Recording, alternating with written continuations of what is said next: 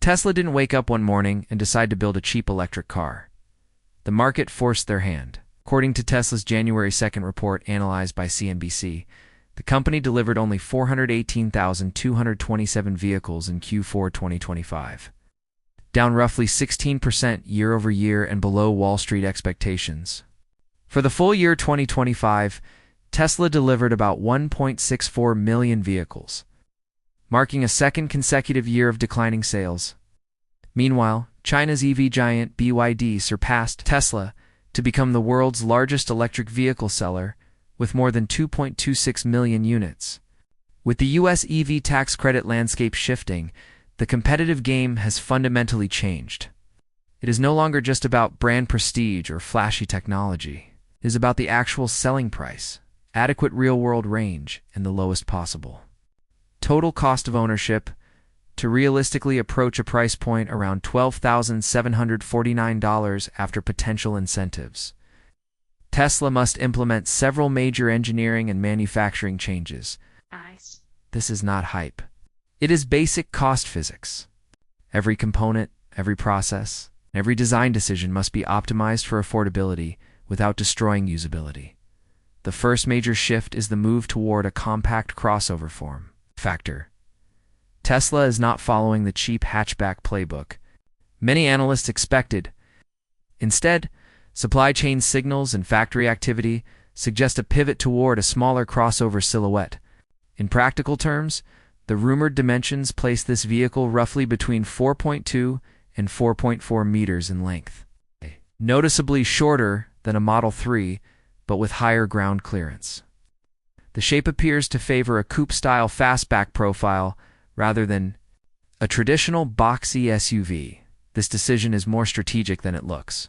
Crossovers continue to dominate global consumer demand, particularly among older buyers and families who value ease of entry and visibility. A slightly higher seating position makes daily use easier for people with knee stiffness, hip concerns, or general mobility limitations. Instead of dropping down into a low sedan or climbing into a tall SUV, drivers step naturally into the vehicle at a comfortable height. There's also a real safety and confidence benefit. Sitting higher improves forward visibility and spatial awareness in traffic and parking situations. For longtime drivers who prioritize control and predictability over sporty handling, this matters more than acceleration numbers or top speed. The fastback roofline may sound like a styling compromise, but it serves a clear aerodynamic purpose. By tapering the rear, Tesla can reduce drag and improve efficiency without significantly compromising front seat headroom, where occupants spend most of their time. Combined with next-generation gyrocasting, the body structure can use fewer parts, tighter tolerances, and fewer potential failure points over the vehicle's lifespan. This leads directly into the second major change. The battery strategy. Tesla appears to be targeting a relatively small lithium iron phosphate LFP battery pack in the range of roughly 53 to 55 kilowatt hours. This is not because Tesla lacks the capability to build larger packs. It is because larger packs do not make financial sense for the mission of this vehicle.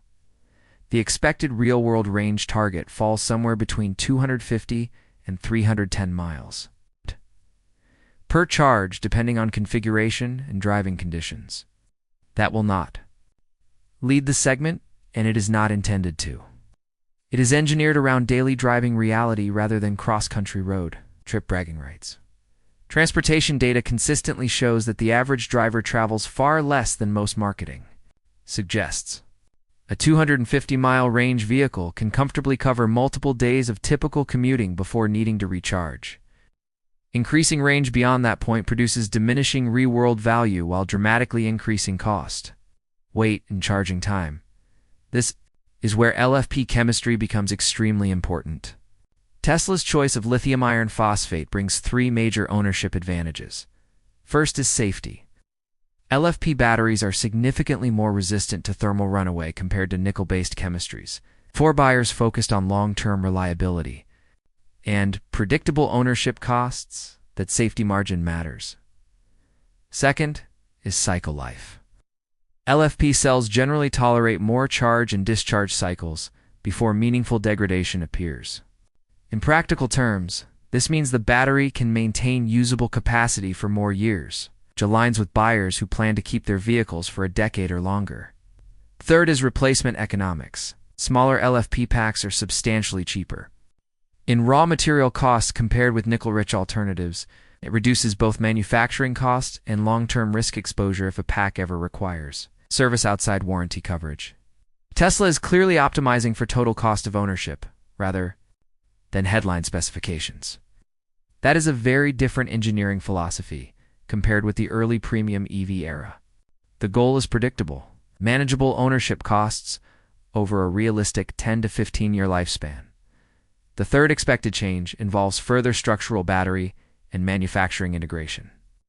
Sometimes loosely described in industry discussions as a solid-state donut-style packaging approach.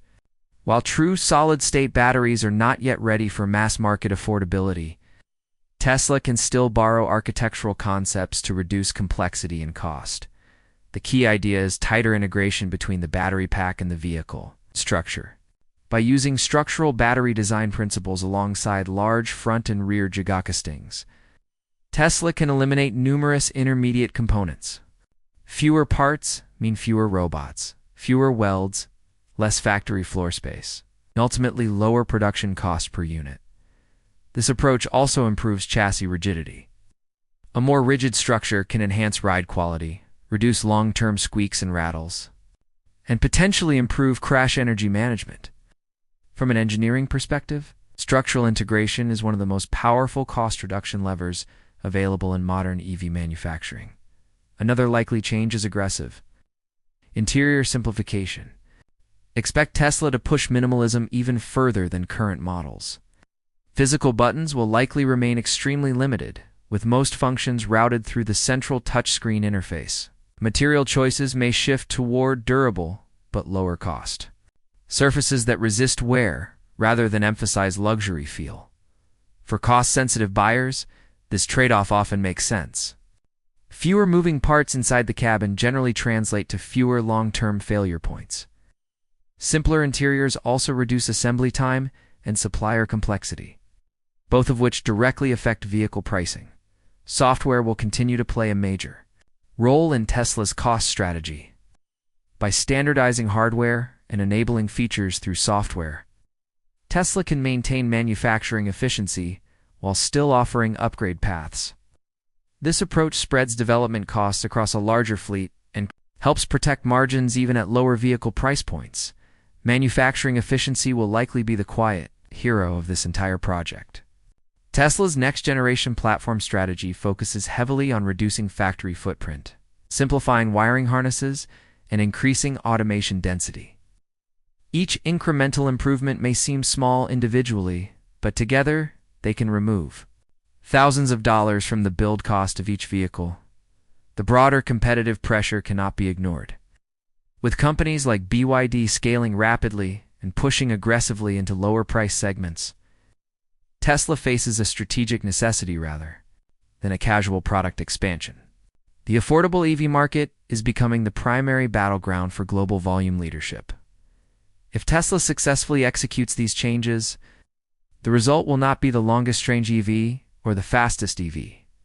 Instead, it will be a vehicle engineered around realistic daily needs, predictable ownership costs, manufacturing efficiency at massive scale. The bottom line is simple. Achieving a truly affordable Tesla requires disciplined engineering, not marketing promises. Every design decision, from the compact crossover shape to the smaller LFP battery and highly integrated structure, points toward one goal: delivering acceptable real-world performance at the lowest sustainable cost. Whether Tesla can fully hit the aggressive, sub-$13,000 effective price target remains uncertain. But the engineering direction is becoming increasingly clear. This is not about building the most impressive electric car on paper. It is about building the one that the mass market can actually afford to buy and keep for the long haul.